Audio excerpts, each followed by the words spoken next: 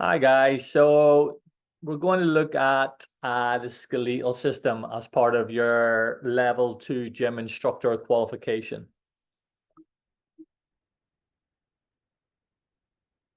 So we should be able to identify structures of the skeletal system, name the functions of the skeleton, name, locate major bones and different bone types, structure of a long bone, name different types of joint and synovial joints. Describe structures of synovial joint. Recognize the joint actions.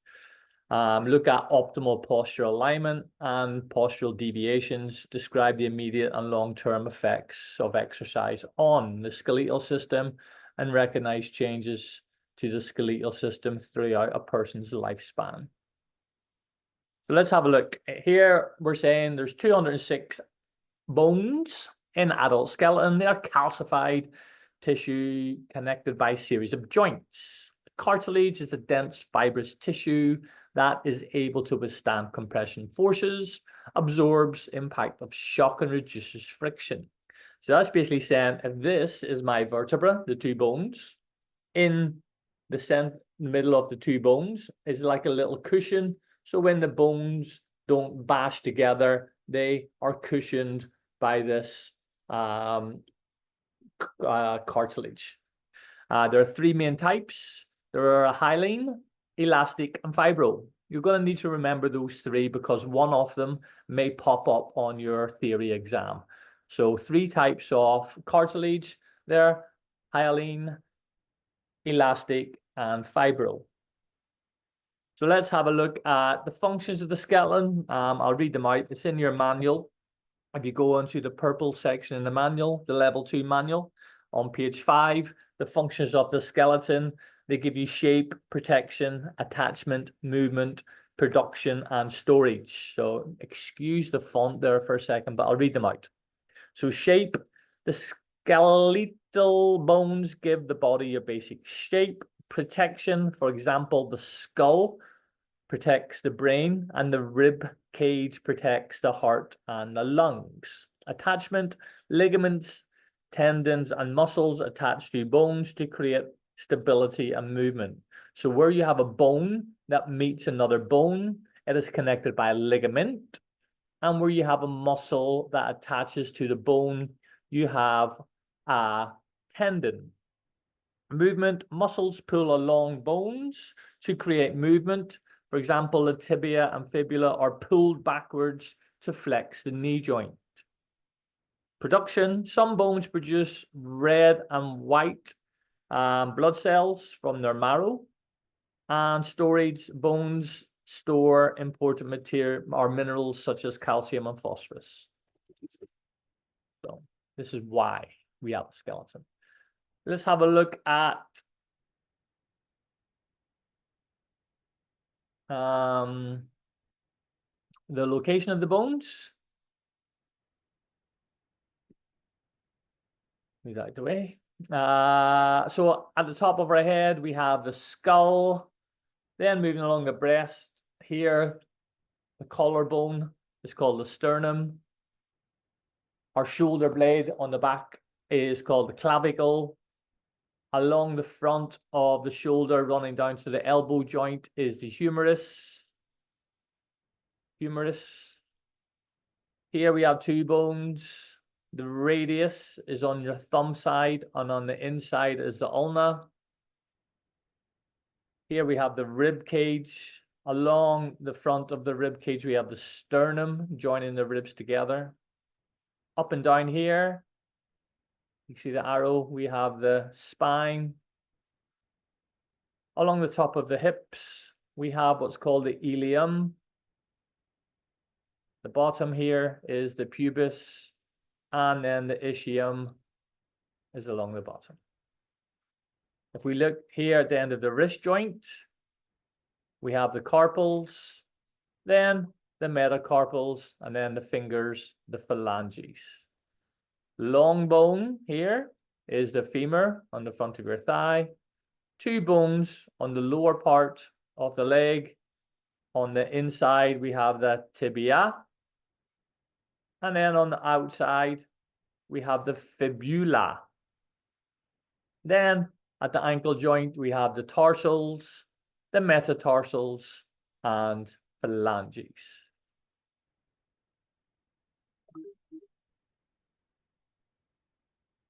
Now we can break the appendicular skeleton into two sections, or we can break the skeleton into two sections, the appendicular skeleton and the axial skeleton. Everything we see here in white makes up the axial skeleton, the spine, the ribs, the sternum, and the skull. And then on the outside, the appendages, we have the appendicular skeleton, everything in pink. So your limbs and anchoring bones. So, for example, if you remember axial skeleton as the spine, the ribs, the sternum, and the skull, and there's a question on your theory exam, name the axial skeleton, everything in white, spine, ribs, sternum, and skull, will help you in the right direction. So it could be an exam question. So look at them, we have different types of bone. We have got 5 different types of bone we're going to look at: long bone, irregular bone, short bone, flat bone, sesamoid bone. So for an example of the long bone would be the femur, the thigh bone, big bone in the front of your leg. Irregular bone here, the example is vertebra that make up the spinal column. Short bone is your carpals in the wrist. Flat bone is the shoulder bone, scapula. And the sesamoid bone is the patella in the kneecap. Let's now look at the structure of a long bone.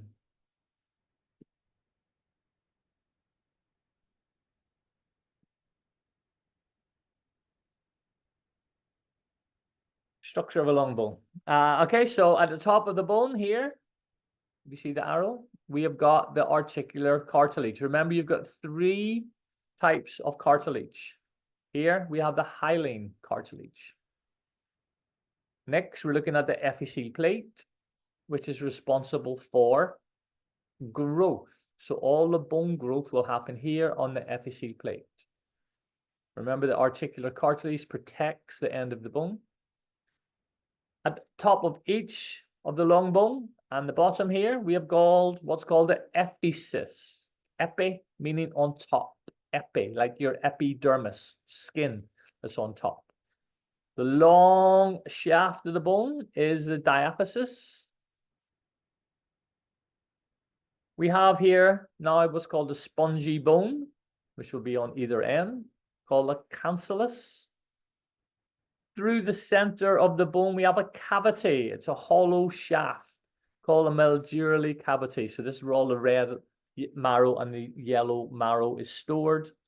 Also, the calcium and all your other minerals are stored here in the medullary cavity. Got the periosteum, which is on the outside of the bone. The compact bone that makes it really hard and gives us that rigidness of the bone. So the bone formation, the bones are made up of calcium and phosphorus.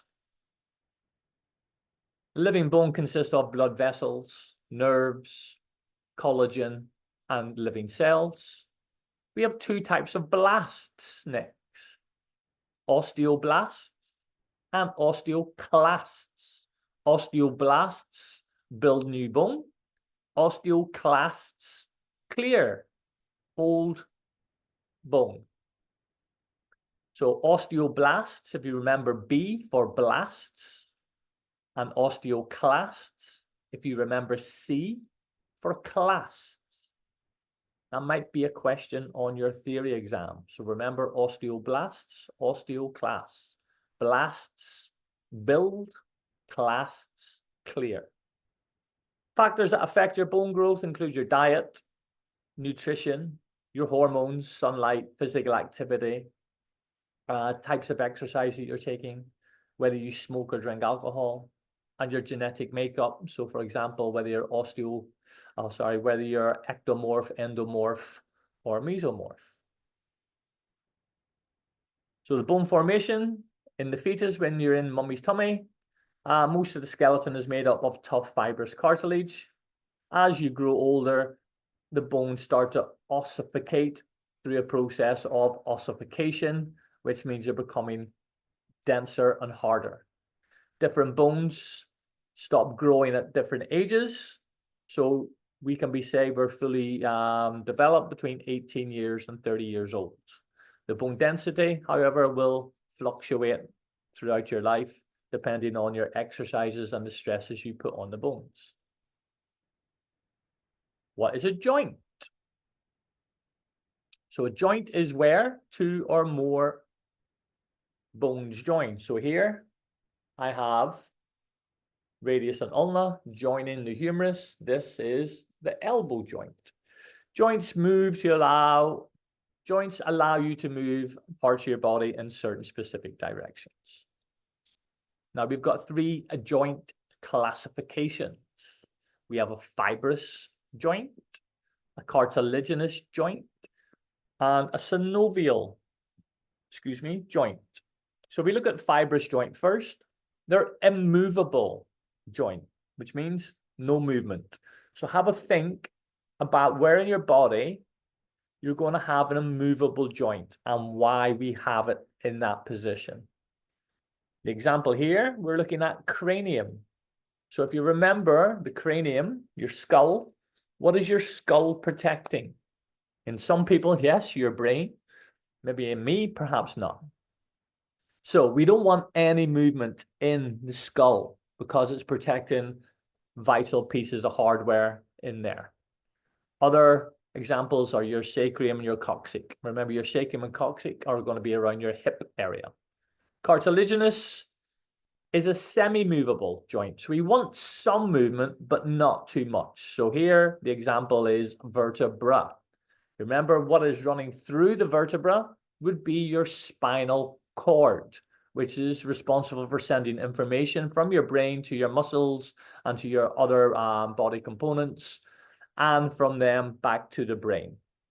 So we want some movement, but not too much. Then we have a synovial joint, which is a freely movable joint. Here, examples, knee and hip. So in fitness, we're generally dealing with synovial joints.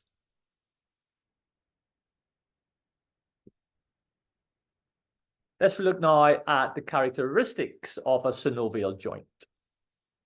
So here, we've got the bone, and here another bone. So where two bones meet creates a joint. Remember, at the end of the bone, we have that articular hyaline cartilage. Joining the bone onto bone, remember, is ligaments. Now, if we look in the red, this is a joint cavity. Inside the joint cavity is synovial fluid. The synovial fluid is held within the joint capsule, and we have a synovial membrane protecting it. So the bone ends covered with cartilage, the hyaline cartilage stabilized by a ligament, enclosed with a fibrous capsule. The capsule contains synovial membrane that secretes lubricating fluid, that's synovial fluid. Synovial fluid called synovium. Let's look at different types of joints. So we have a ball and socket joint. Here the example is the hip joints. We have a socket and we have a ball inserting, so the ball can freely move inside that socket. A hinge joint. So if you think of a door, the way a door will open and close, here examples are your knee joint and your elbow joint. A pivot joint allows movement that pivots around its own axis. So for example, here, the Atlas axis, or we're looking at the radial ulnar joint in your forearm. So you put your arm up, we can go into supination, we can go into pronation. That movement is caused by a pivot joint. Saddle joint. So if you think about the way a saddle fits over a horse, is similar to the saddle joint. So we look at the thumb, the movement of the thumb, the way it's arching over the bone. Saddle joint. We have a condyloid joint, for example, between the carpals and the phalanges. Gliding joint, for example, between the scapula and the clavicle. So remember, the clavicle is here, the scapula is your shoulder blade, and they glide over the top of each other to create that movement. Now, the body will move in different actions, different movements. So here we're looking at flexion, extension, abduction, adduction, rotation, circumduction, lateral flexion, lateral extension, horizontal flexion, horizontal extension. I'm going to create a separate video and put on YouTube to show you the different joint actions. So just get used to the terminology for now. Keep saying the words over and over. We've got more elevation, depression, protraction, retraction, plantar flexion, dorsiflexion, pronation, supination, inversion, eversion. Again, I'm going to create a separate video and show you the movements in real life. So here is the spine.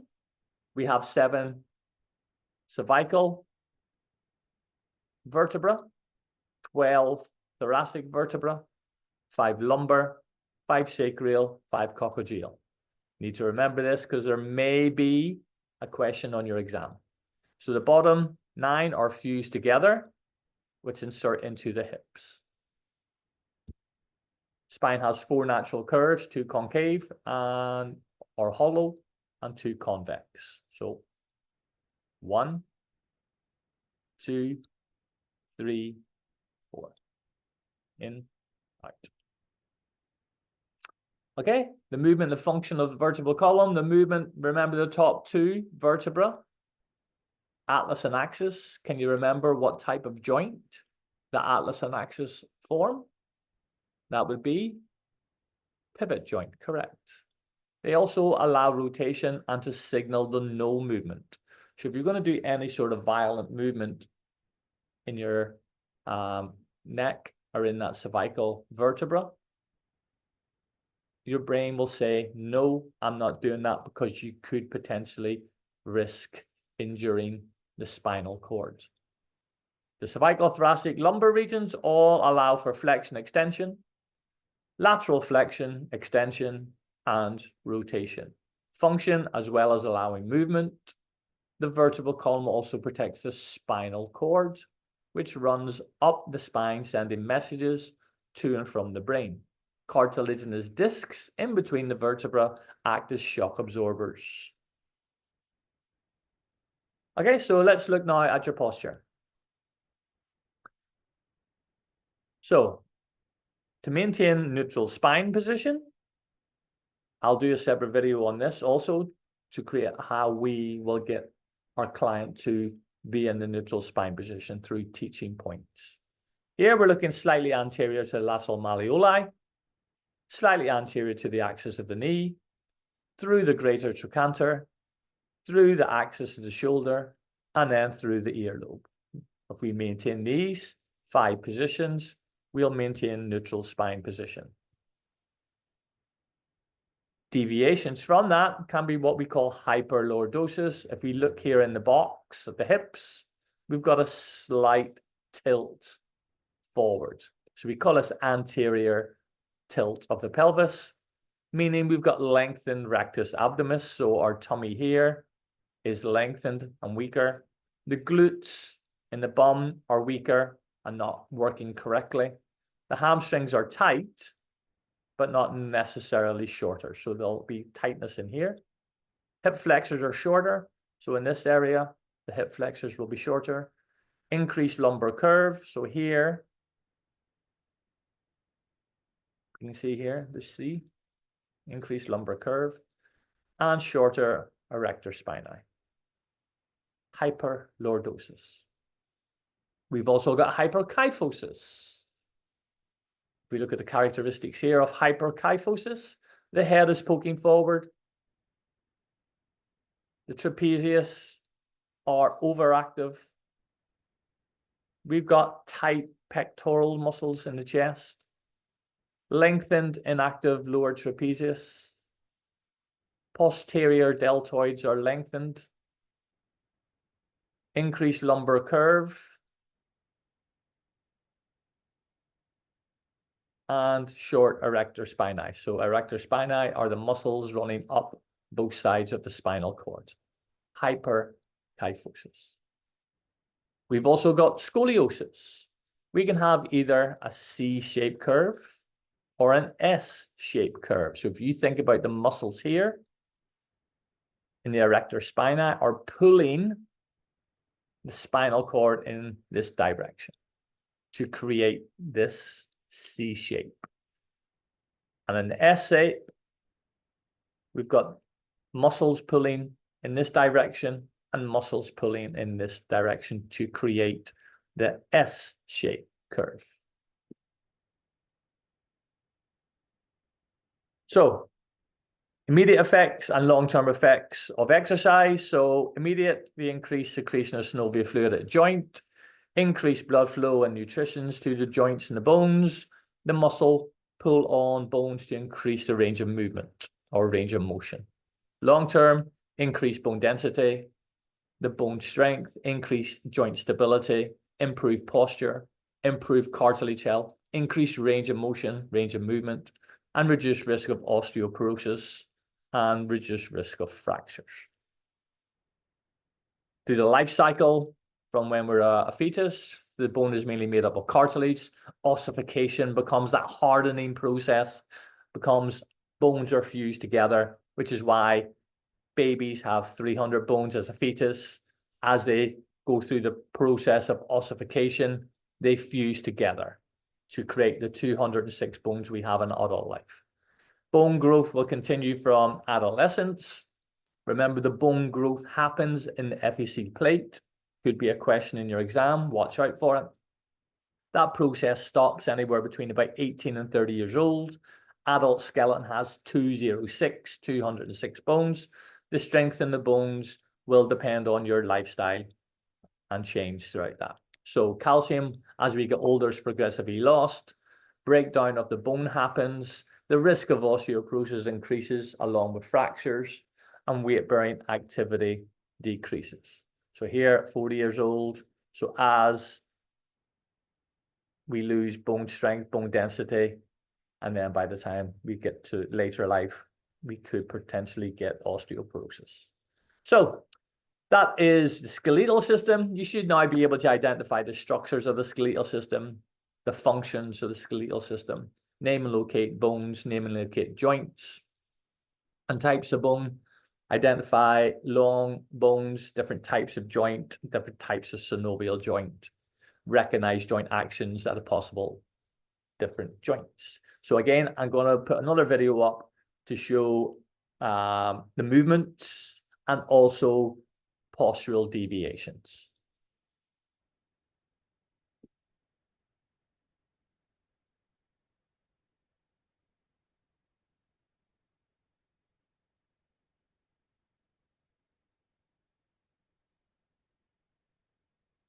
As always, guys, thank you for your time, and leave a comment for me if you find it useful, and subscribe.